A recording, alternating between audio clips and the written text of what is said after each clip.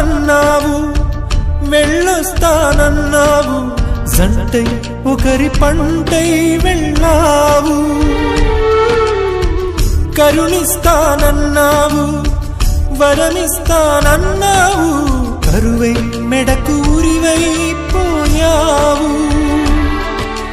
దేవతలోనూ ద్రోహం ఉందని తేలిపావు, దీపం కూడా దహిస్తుందని తేల్చావు.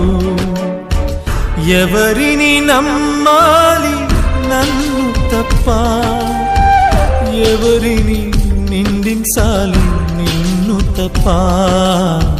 నువ్వంటే ప్రాణమని, నీతోనే లోకమని, నీ తోడే లేకుంటే బ్రతికేది ఎందుకని.